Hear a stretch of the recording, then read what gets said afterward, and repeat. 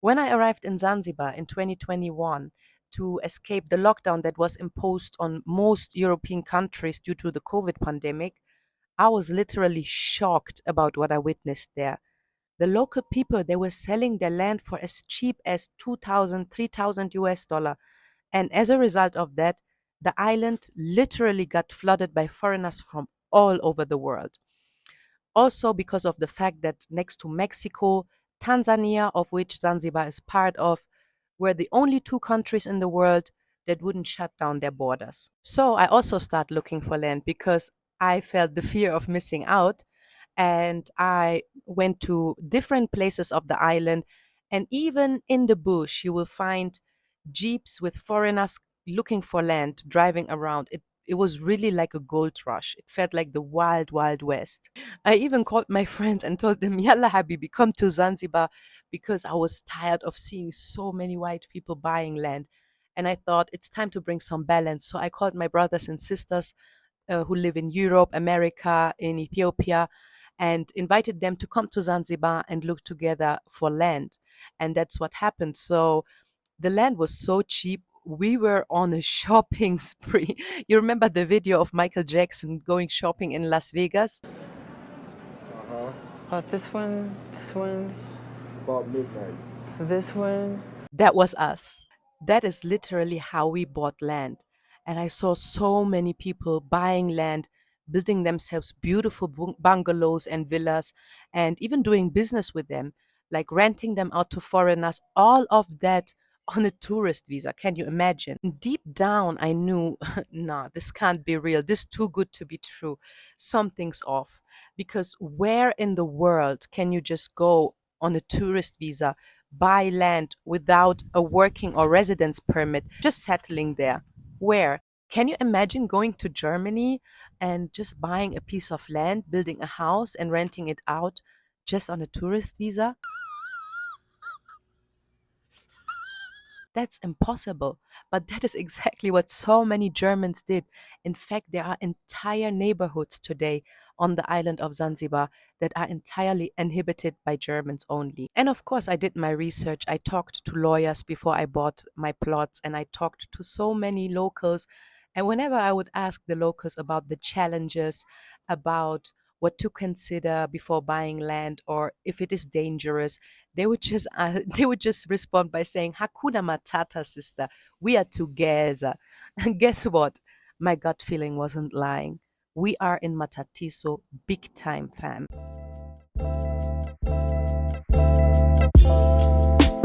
Welcome, Karibu, and Salam Salam to a new episode of Plan B Back to Africa. My name is Waini, and I welcome you today from the beautiful city of Addis Ababa in Ethiopia. First things first, why did locals sell their land so unbelievably cheap? I mean, we are talking about Zanzibar. That's a paradise island in the African Ocean, we call it, right? We shouldn't call it Indian Ocean because it makes no sense at all.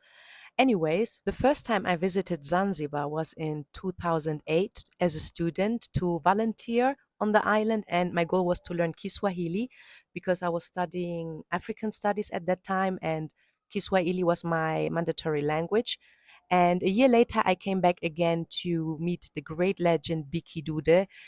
Can you believe she was 106 years old at that time? She's considered as the queen of Taarab music, which is a local Zanzibari music, full of culture, full of wisdom. And so I met her. I feel so honored. May she rest in power. And to talk about her life, to interview her. And back in the days, Zanzibar was really like a high-end luxury destination. You would almost find no hostels there, only resorts, and it was a destination mainly for honeymooners. However, when I came in 2021 for the first time after 13 years, I was shocked. I mean, I couldn't even recognize the island anymore.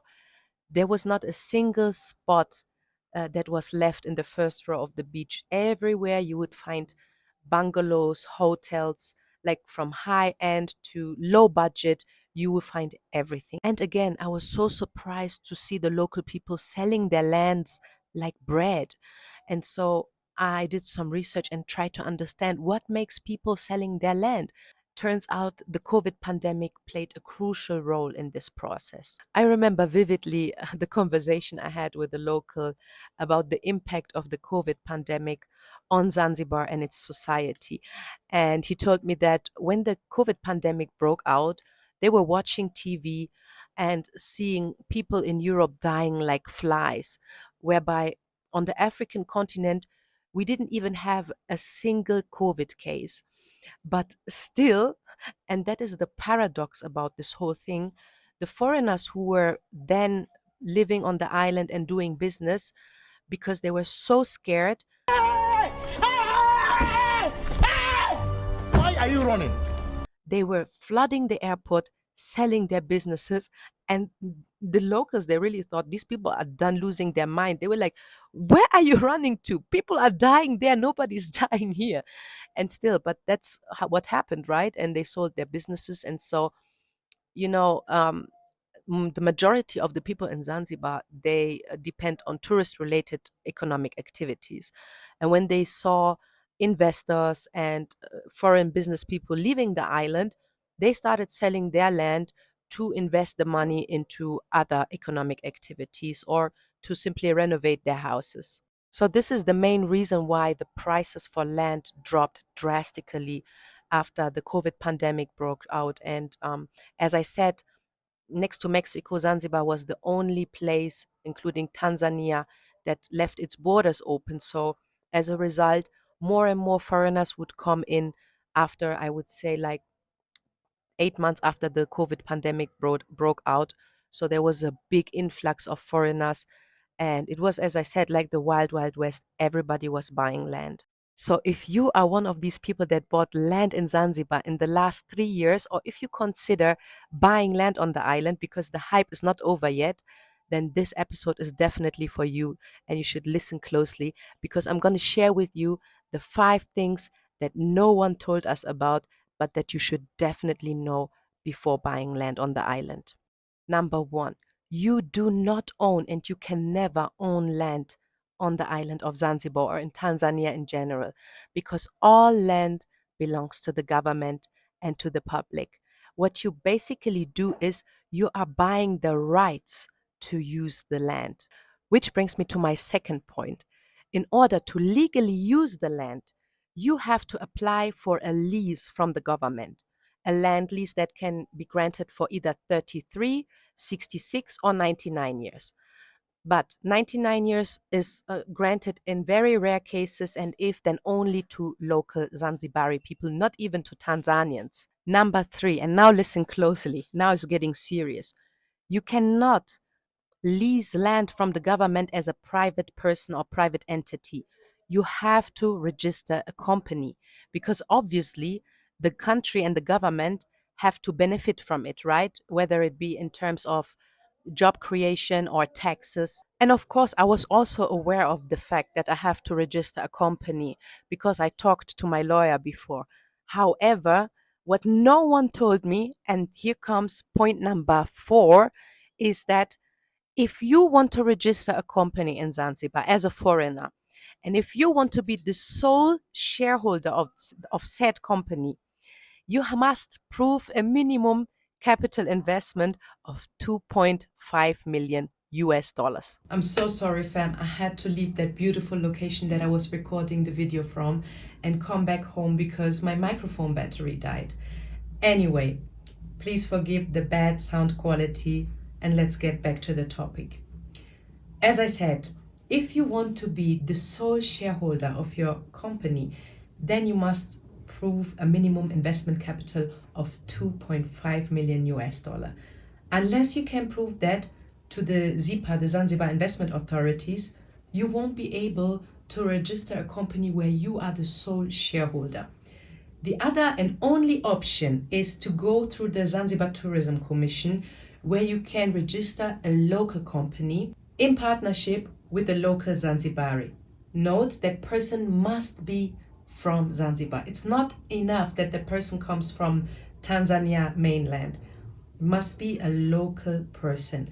And the big problem here is that that person, that local partner, will get 70% of the shares of the company, by law. Come on now, dog. Come on, man. It doesn't matter what you have agreed on. Like, I have seen cases where lawyers drafted a shareholding agreement where the local partner was giving 5% of the shares. But let me tell you something, fam, and best believe me, if shit hits the fan and that person takes you to court, he will win that case, and that shareholding agreement will be useless.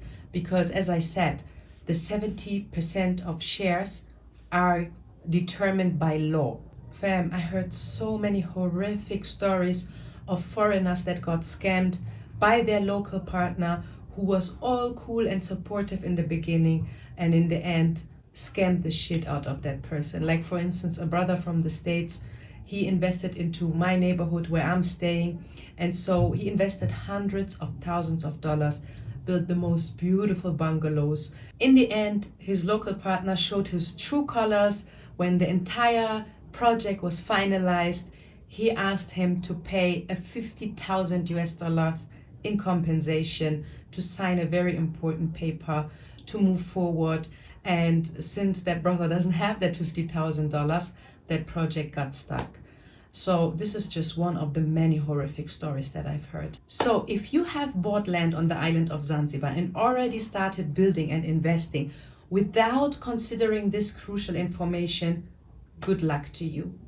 Last but not least, number 5, the government has just a couple of months ago introduced a new law that requires you to have a minimum of 10 bedrooms to get your business registration approved.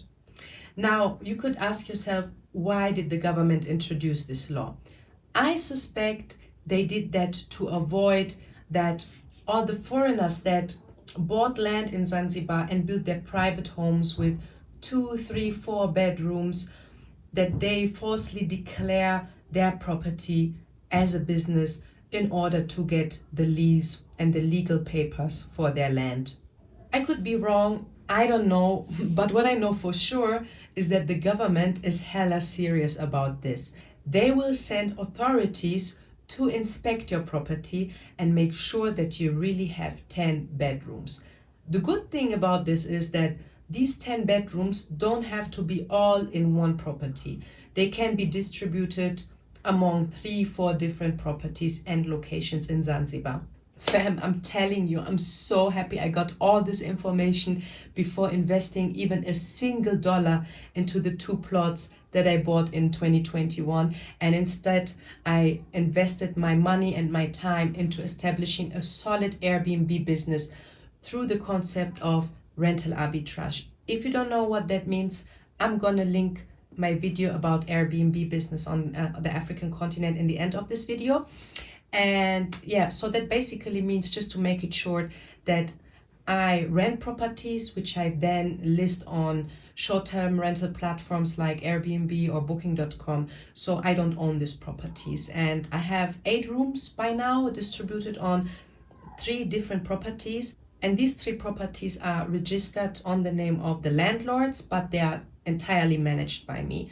And as soon as I have the 10 bedrooms that are required to register a company, this will be probably in May, June this year, I will transfer the entire business on my name and register a company on the island of Zanzibar, so that I can also eventually get the lease for these plots.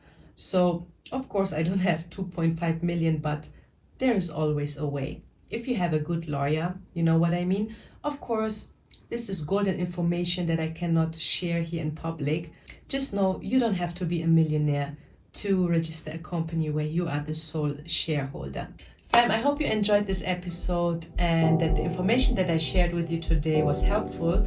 Let me know in the comments what you think. Do you also consider buying land on the island of Zanzibar, or maybe you have done so already?